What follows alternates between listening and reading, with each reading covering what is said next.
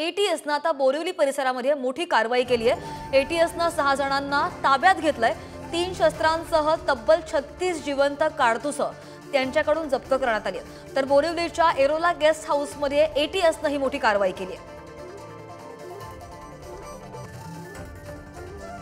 बातमी आपण पाहतोय बोरिवलीमधून। एटीएसनं बोरिवली परिसरात मोठी कारवाई केलेली आहे। एटीएसनं 6 जणांना या संदर्भात ताब्यात घेतलाय। या संदर्भात अधिकचा अपडेट घेत आमचे प्रतिनिधी धनंजय दळवी जोडले गेलेले आहेत। धनंजय, आपण पाहतोय की मोठी कारवाई, 3 शस्त्र आणि तब्बल 36 जिवंत कारतूस, 6 जणांचा तपास कसा लागलाय? श्रद्धा, जर आपण पाहिलं तर दहशतवादी विरोधी पथकाने एक मोठी कारवाई जी आहे ती बोरिवली परिसरात केलेली आहे। बोरिवली येथील एका गेस्ट हाऊसमधून 3 जे आहे ते अग्निशस्त्रांसह आणि 36 जिवंत कारतूसे जी आहे ती जप्त करण्यात आलेली आहे।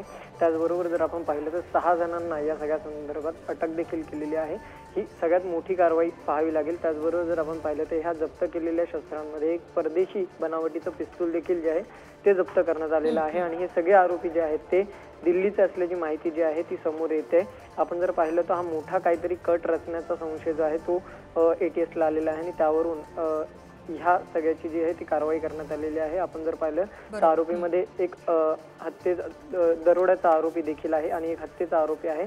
या सगळ्या संदर्भात जे आहे ते कस्तुरबा मार्ग पोलीस ठाण्याच्या हवेली परिसरात ही कारवाई करण्यात आलेली आहे। त्यामुळे आता पुढील तपास जो आहे तो कस्तुरबा पोलीस करत आहेत। त्यामुळे नेमकं यामध्ये काय समोर येते ते पाहणं महत्त्वाचं असणार आहे। बरोबर, या 6 जणांची चौकशी होईल। आणखी तपासामध्ये काय उघड होतं हे सुद्धा पाहणं महत्त्वाचं असणार आहे। धन्यवाद धनंजय, तुम्ही दिलेल्या सविस्तर माहितीसाठी।